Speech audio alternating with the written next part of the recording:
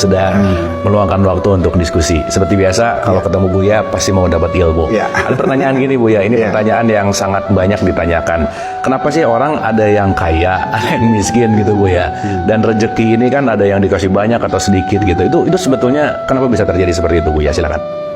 Hakikatnya rezeki itu dibagikan oleh Allah, bukan dicari oleh kita.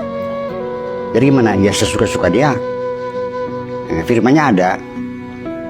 Bagi yang biasa perlu dalil ya. Innallaha yabsutu rizqa li'ibadihi may yasha wa yaqdir.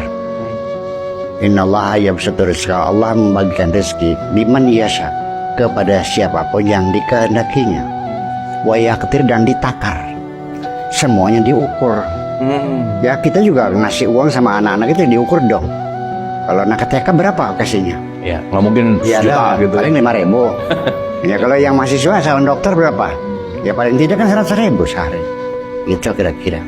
Jadi artinya bahwa yang penting bukan bagaimana kita meminta rezeki kepada Allah.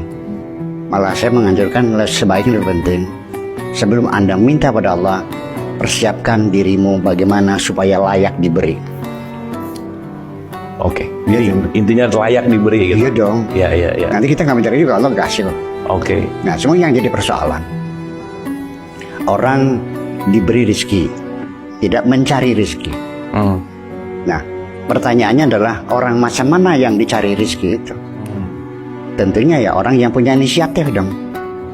Kalau orang nggak punya inisiatif, kalaupun duit ada nggak bakal dipakai. Ya. Ya pasti uang itu akan mencari orang yang punya inisiatif. Gitu. Nah kalau misalnya kan ada sering nih di Quran tuh ada kata-kata mayasya gitu ya Bu ya. Yang Allah kehendaki gitu. Terus kebanyakan mindset tuh nunggu jadinya Bu ya. Ya udah nunggu dikehendaki Allah aja gitu kan. Padahal kalau berkaitan gini kan gimana tuh? Ya memang iya. Di dunia ini tidak mungkin ada sesuatu terjadi tanpa kehendak Tuhan. Oke. Sehingga daun kering pun akan jatuh. Allah yang menentukan tanggal berapa, hari apa, bulan apa, jam berapa, menit ke berapa. Itu. Jadi artinya semua itu by framing semuanya itu. Dan tidak mungkin dong tanpa framing, tanpa skenario. Kalau tidak ada skenario, lalu ceritanya seperti apa? Mungkinkah kita semua itu beramai-ramai naik panggung, lalu perannya kita milih? Ya nggak bisa. Seorang sutradara yang menentukan, kamu jadi serinya, kamu jadi pembantunya, kamu jadi pasar gelapnya, karena gitu. Dan nanti di penghujungnya siapa yang hebat?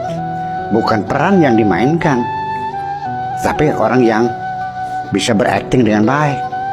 Iya, jadi bukan bagaimana kita dapat peran yang sebagai raja. Yang penting bagaimana Anda bisa berperan dengan baik. How to be the best actor. Oke.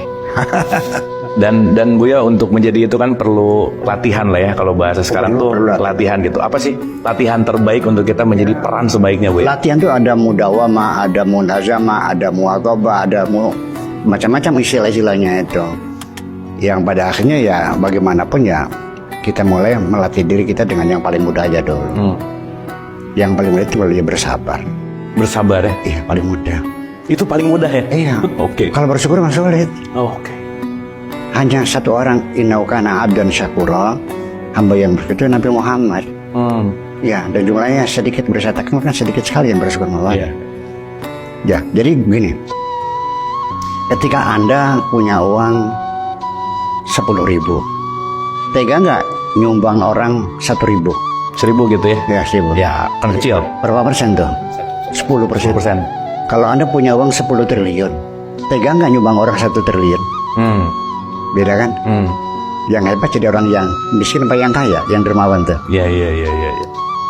Iya. Jadi tidak semudah itu. Oke.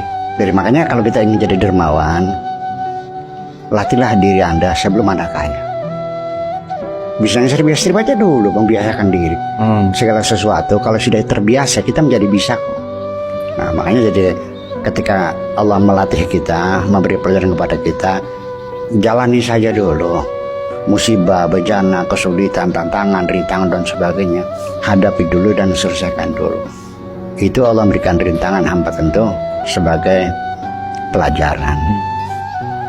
Jadi bedanya apa sih belajar dari kehidupan dan belajar dari sekolah? Kalau kita belajar dari kehidupan, oleh Allah kita diuji dulu. setelah diuji kita mendapatkan pelajaran. Iya.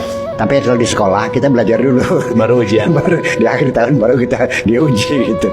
Pilih mana ya sama aja sih. Bolak-baliknya sama, yang penting belajar. Makanya ketika kita menghadapi kesulitan, nggak usah keluh kesah. Jalani saja, itu sebagai untuk nambah pelajaran. Itu aja kok. Dan keberhasilan itu bukan meraih cita-cita, bukan. Tapi yang paling penting adalah memperbaiki setiap kesalahan. Makasih Bu ya. Jadi tadi inisiatif, dan yang paling penting mari kita belajar berperan sebaik-baiknya. Terima kasih.